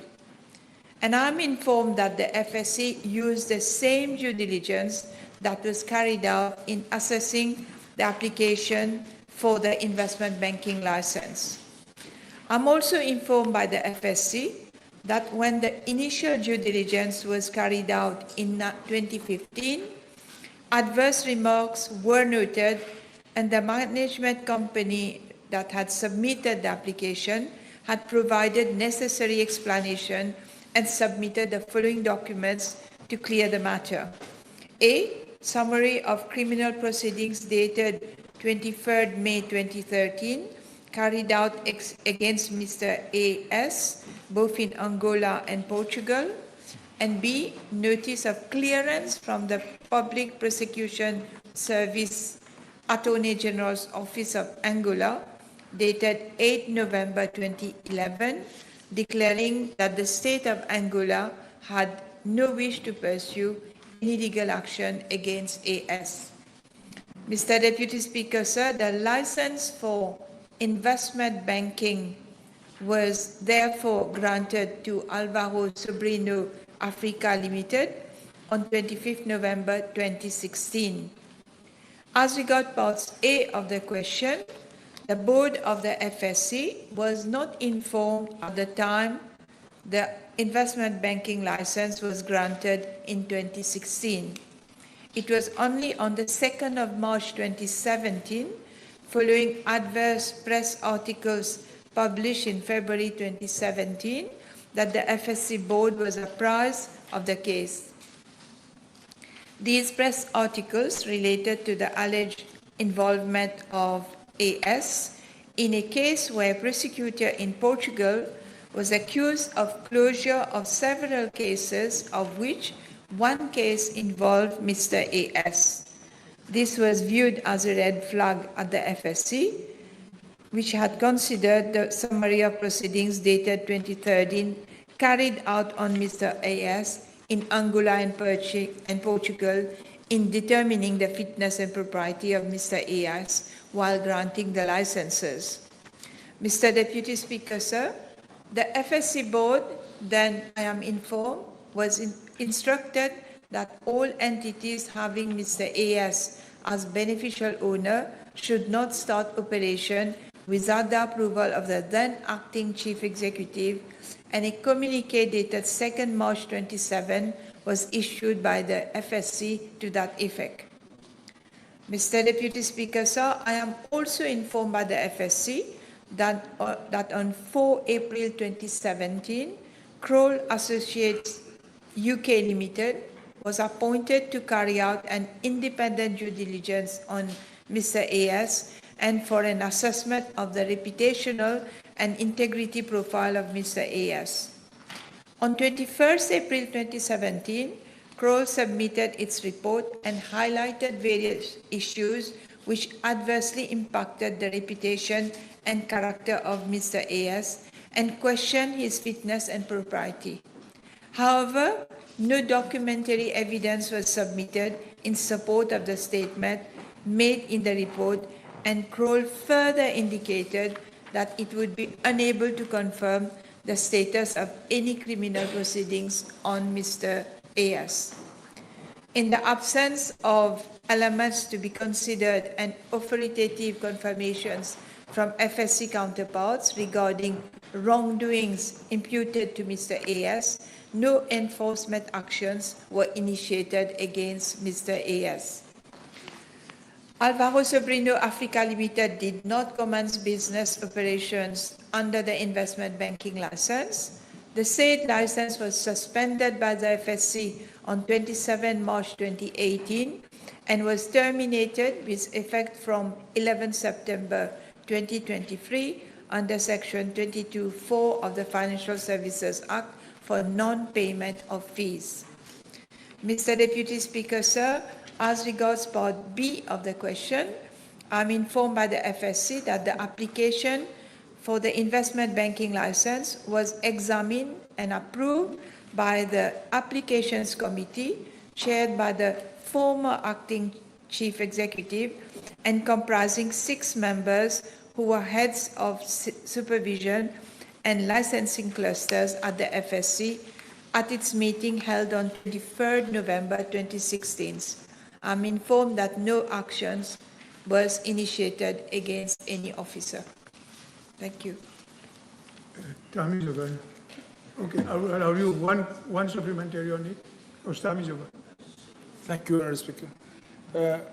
Could the Honourable Minister therefore advise the House, did the FSC actually clear Mr. Sobrino given that no enforcement actions has been taken against him? I wouldn't say that they cleared, but they did not take any action. So they based themselves on the previous due diligence done. They gave the license, but when press reports were published, then they commissioned the report from Kroll.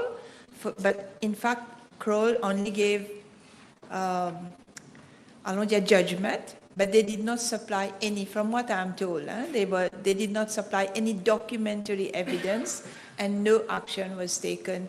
They only decided to request him not to start any operation. So the companies were not allowed to operate and subsequently suspended.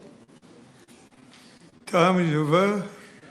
The table has been advised that the following PQs have been withdrawn.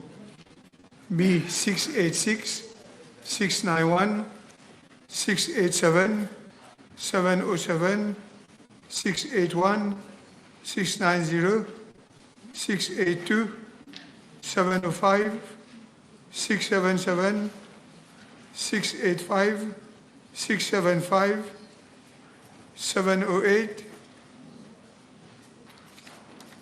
689, 695, 630, 672, 680, 692, 698, 703, 678, 699, 694, 700, 688, 704, 706, 683, 684. Motion. Honorable Acting Prime Minister. Mr. Deputy Speaker, sir, I beg to move that all the business on today's order paper be exempted from the provisions of paragraph 2 of Standing Order 10. Seconded. The question is that all the business on today's order paper be exempted from the provisions of paragraph 2 of Standing Order 10. Those in favor say aye. Those against say no. The ayes have it. Statement by Minister. Mr. Deputy Speaker, sir, with your permission, I wish to make a statement on a matter of pressing national importance. The persistent threat of legacy asbestos, a known cause of asbestosis, lung cancer, and mesothelioma in the EDC houses built on ex-CHA estates after Cyclone Alix and Carol in the early 60s. This is not a new problem. It has been documented for a quarter of a century by the Addison Assessment, 2001-2002, the National Action Plan, 2002, Dr. Sibati Report, 2006, the National OSHA File, 2009, the Truth and Justice Commission Report, 2011, the Communique of 22nd of July, 2015, the Ombudsperson for Children Annual Report, 2017-2018, our legislative framework prevents new exposure. What it has not done, Mr. Deputy Speaker, sir, is resolve the legacy. The state's own records are not consistent. Depending on the source and the year, the initial stock has been reported as 3,013 or 3,113. The units still contain asbestos as 1453 or 1560, and units dismantled since 2015 as 2018 or 2028. I will not stand here in this August Assembly and pretend otherwise. The discrepancy in figures is itself one of the hurdles we must overcome, and it is one of the reasons Statistics Mauritius has been tasked to deliver a reconciled, updated national picture. What is not in doubt is the order of magnitude. Well over 1,000 families still live under asbestos roofs, and progress over the last decade has been unacceptably slow. On the 10th of April 2026, Cabinet established an interministerial committee which I chair, comprising of my colleagues, the Honourable Ministers of Environment, National Infrastructure and Health and Wellness, together with the Junior Minister of Local Government who was present and who represented his ministry. The committee held its first substantive meeting on the 6th of May 2026 at my ministry, with senior officials from Finance, Housing and Lands, Environment, National Infrastructure, Health, Local Government and Statistics Mauritius.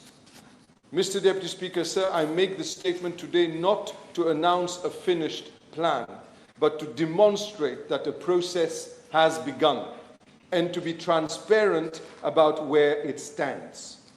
3 hurdles. 3 hurdles have for decades blocked decisive action. The first is the data discrepancy I have just acknowledged. It will be resolved by a single reconciled inventory.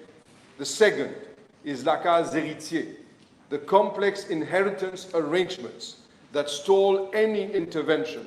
A simplified ownership pathway is being examined in consultation with the Attorney General's office, including the constitutional avenues available to cut through prohibitive red tape where strictly necessary. The third is the rehousing eligibility constraint. Current policy disqualifies those who own immovable property unjustly, excluding the very families trapped in toxic homes on their own land. We are designing a voluntary land for housing exchange. The state takes over the affected plot transparently and independently valued in exchange for a clean social housing unit. For households who prefer to reconstruct on their own land, 2 financial options are under examination: channeled credit through the Mauritius Housing Company or a direct grant per household. Replacement units would be standardized at approximately 49 meters square with a monthly rental allowance during a targeted 9-month replacement cycle. Indicative reconstruction costs of 2.5 to 3 million per unit. Intervention will be evidence-based. The Mauritius Standards Bureau has been engaged to conduct airborne asbestos testing on an initial sample of 35 houses. Statistics Mauritius will shortly submit its comprehensive updated survey. The Ministry of National Infrastructure will undertake structural assessments. The Ministry of Local Government will expedite legal notices on abandoned units. On finance, the historical record shows 800 million provision in the 2022-2023 budget, 40 million in 2023-2024, and 100 million under the casting of roof slab scheme in 2024-2025. But consolidated outturn figures across agencies have not been readily available. A dedicated program code, ring-fenced, subheads, quarterly reconciliation, and independent audits will have to be put in place. Public money spent on saving lives must be traceable to the last rupee. Mr. Deputy Speaker, sir, let me be candid with the House about the sequencing. Everything I have outlined depends on 3 sequential clearances. Financial clearance from the Ministry of Finance, legal clarification in particular from the Attorney General on the compulsory intervention protocol or on the ownership pathway, and thereafter Cabinet approval of the consolidated package. The immediate milestones are these. By the end of May 2026, this month, preliminary statistics Mauritius results and MSB airborne testing results received, the committee reconvenes.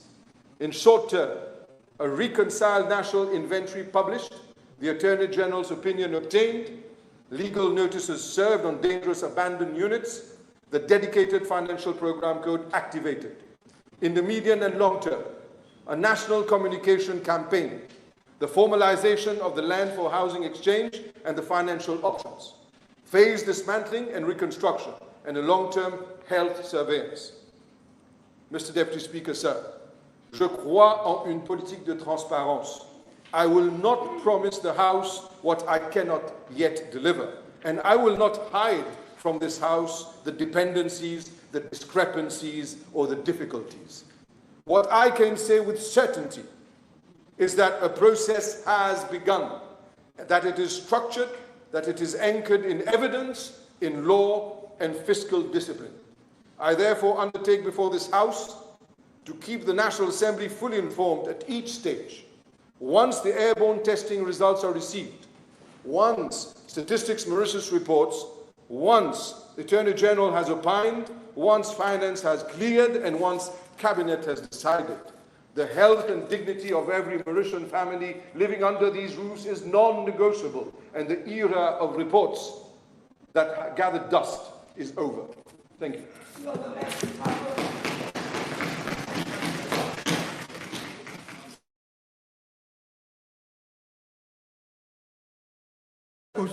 For tertiary education, Dr. Suko. Mr. Deputy Speaker, sir, I beg to move that the National Research and Innovation Institute Bill number 4 of 2026 be read a second time. Seconded. Mr. Deputy Speaker, sir, I rise today not only to introduce a bill, I also rise for a turning point. A turning point on decades of fragmented research, a turning point on siloed institutions that rarely talk to each other, a turning point on reports commissioned, shelved, and forgotten. That era ends today. This bill draws a line, bold, permanent, and irreversible, between what Mauritius has been and what Mauritius must now become. Mr. Deputy Speaker, sir, what separates a nation that participates in the global economy from one that helps to shape it? It's rarely geography or natural resources. It is the capacity to generate knowledge, to translate that knowledge into innovation, and to deploy that innovation in the service of national development. That capacity is what this bill creates. C'est pour cela que je le dis avec force aujourd'hui.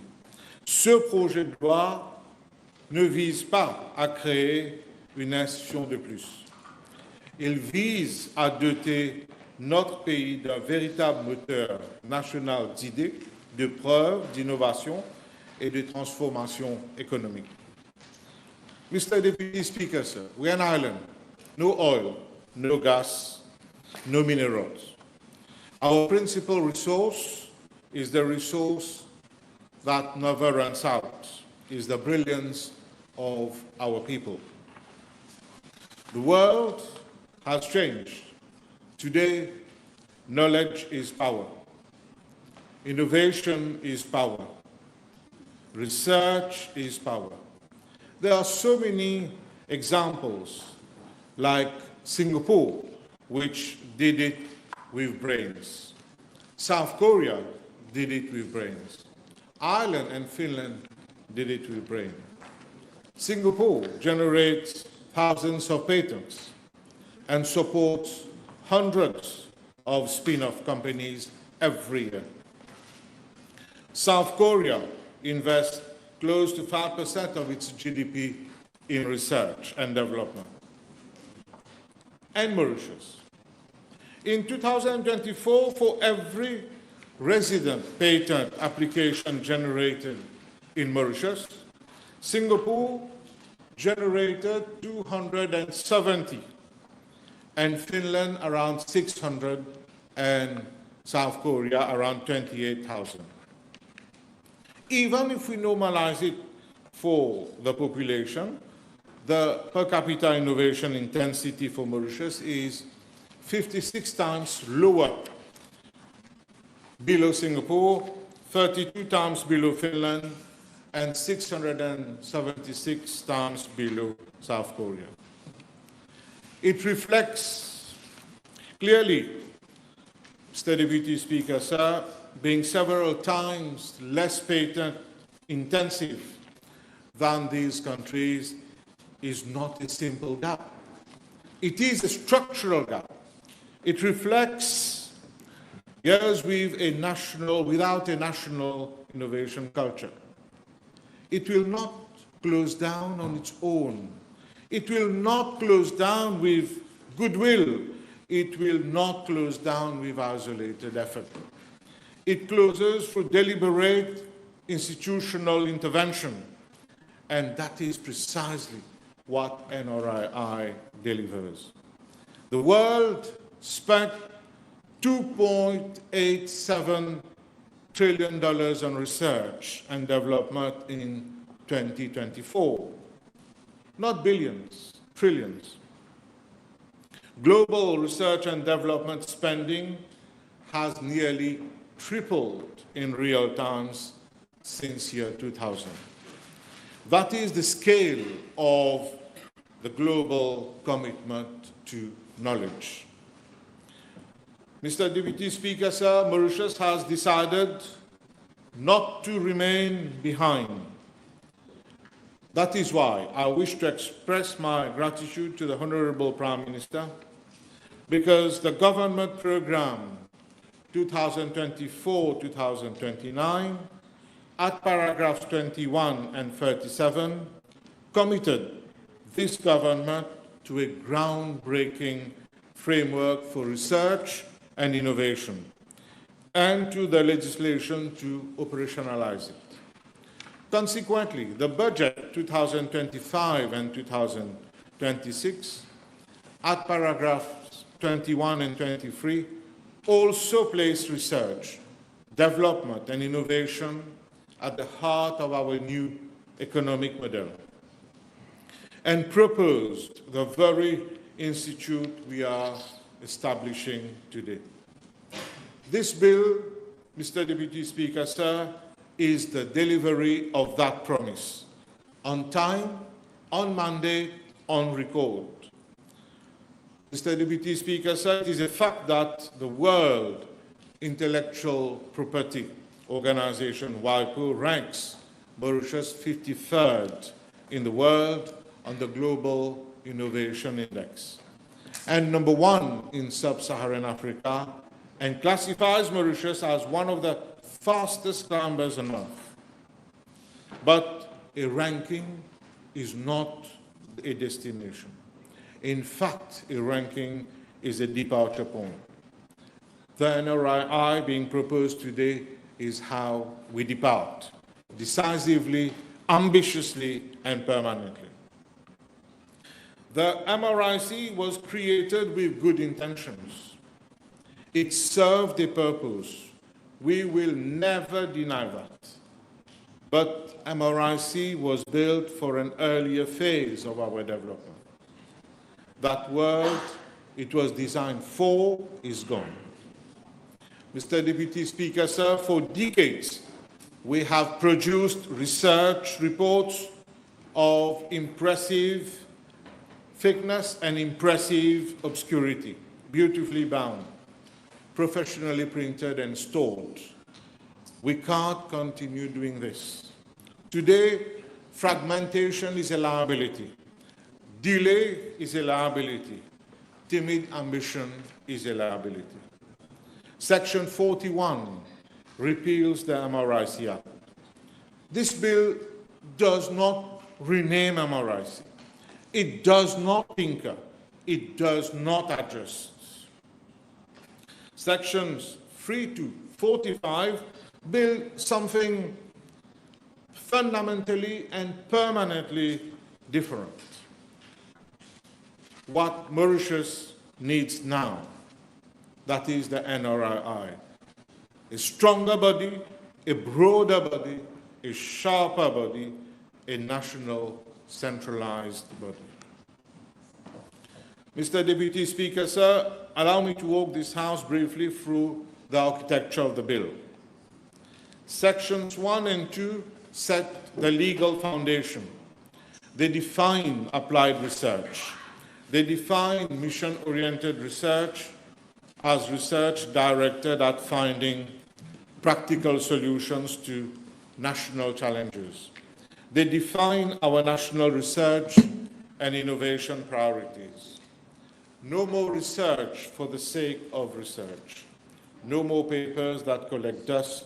We start with the problem. We commission the research to solve it. Here, I would like to let the academic know that we are not saying that we will not do fundamental research. That will continue. They will continue to have research funding from the Higher Education Commission and other sources. But what we are saying is that we are focused on national challenges. We want everybody to contribute to find the solution to the national challenges. Section 3 establishes the NRII as a body corporate, a real institution, a national institution. Section 4, the heart of the bill, sets 11 national commitments, evidence-based policymaking, coordination of the research ecosystem, mission-oriented research on climate, food, health, the ocean, the digital, and energy, capacity building inside the government, resource mobilization, talent attraction and retention, and stronger international positioning. Section 5 places research inside the government itself. The NRII aims to train public officers to conduct, commission, and interpret applied research. Evidence will become the standard, not the exception. NRII promotes research and evidence-based policy decision. Section 6 empowers NRII to conduct strategic research for new economic sectors. The blue economy, the green economy, biotech, advanced manufacturing, digital frontier, to include a few. I wish to say clearly that diversification that we have been talking about should not remain a slogan. Diversification is research, is evidence, is strategy. The next pillar of our economy is likely to be born from the NRII research. Section 7 gives the institution the powers to deliver, to contract, to partner, to establish laboratories and innovation hubs, to appoint international experts, to raise funds globally, to patent, to license, and to generate royalties. Sections 8 to 14 establish 5 divisions: administration and support, strategy, applied research and commission studies, partnerships, and innovation, which in fact bridges the academia, which is the bridge between academia and industry, and crosses the so-called valley of death between discovery and deployment, and capacity building and talent development, which manages fellowships and the Mauritius Brain Gain Initiative. Mr. Deputy Speaker, sir, allow me one illustration. We all know Alexander Fleming. He discovered penicillin by accident, be it, when he saw the bacteria near the mole dying. And this happened in 1928. But only 15 years down the lane, it was 15 years after, that is in 1943, that penicillin was given to everybody. So 15 years between discovery and the time it came to the market and made available to everyone.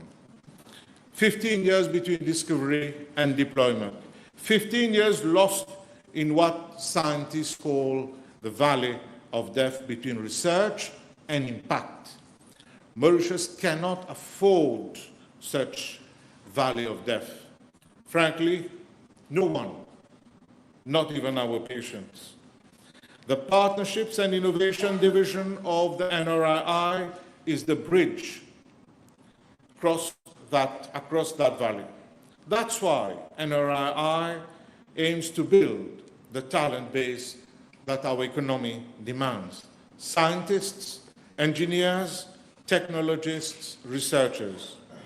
It will grow a research-intensive, innovative, and entrepreneurial economy. And most importantly, it aims to turn researchers into entrepreneurs through mentorship, through training, through access to funding for research. Because Mauritius does not need more papers on the shelves. Mauritius needs more entrepreneurs in the marketplace, spin-off, startups, and Mauritius companies built on Mauritian research. This is the ambition, this is the deliverable. Mr. Deputy Speaker, sir, Section 15 creates the Board of Governors of Competence, proven competence in research, science, finance, technology, transfer, higher education, entrepreneurship, policy, or public administration. Thus, competence, results, and accountability are built in from day one. Section 23 establishes the National Research Institute Coordinating Council. It includes every government research body, like FARE, MCIA, MOI, and other public-funded agencies, convened by mandate every 2 months to align efforts and eliminate duplication. Because the hardest problems, like climate, food, cities, health, sit at the intersection of disciplines, not within any single one. Breakthrough come from teams. And above all, excellence demands convergence. Section 25 establishes Scientific Advisory Council. 5 independent experts from academia, industry, and research organizations will form part of that. Their mandate: protect quality, enforce rigor, ensure relevance, and ensure that the reports, the biannual reports, are tabled on time. This builds transparency and quality into the institution's DNA. Part 5, we have introduced financial discipline from day one. There is a general fund, and the auditor will be the director of audit, the independent audit authority of this republic. Clearly, this is bold but disciplined, ambitious but answerable, strong but properly governed. Section 31 vests the Institute with the right to patent, license, sell, and generate royalties. We are building a knowledge economy. Intellectual property is its currency. Sections 43 and 44 ensure a smooth, lawful transition. Every MRIC officer is protected, same terms, conditions, pension rights. No one loses the job, no one loses the pension, no one is left behind. This is clearly not a reckless change. It is a lawful reform, but a necessary reform. Mr. Deputy Speaker, sir, what this bill is really about. It's about whether Mauritius is serious about the future. Do we want to remain reactive or become strategic? Do we want fragmented effort or coordinated action? Do we want policy-based assumption or policy based on evidence? Do we want to keep old structures because they're comfortable or build new structures because the times demand them? The government has made its choice. We choose science, we choose research, we choose innovation, we choose coordination, we choose the future. To every researcher, every scientist, every engineer, every doctoral student, every Mauritian who left because They could not see a future here for the work they love. This bill is for you. The NRI says that your work matters, your discoveries have a home, your career can be built here. Your country needs what you know. The race is on, the leading nations are pulling away, and Mauritius, #1 in Africa, one of the fastest climbers on earth, is not going to sit in the stand and watch. Together, we are going to compete. We are going to discover. We are going to build. We are going to win. Mr. Deputy Speaker, sir, the national interest demands modern institution. It demands courage, and it demands NRI. We are not merely establishing an institute. We are building the future. It is with full conviction and profound pride that I commend the National Research and Innovation Institute bill to this august assembly. Thank you, Deputy President. Thank you. I suspend the sitting for half an hour.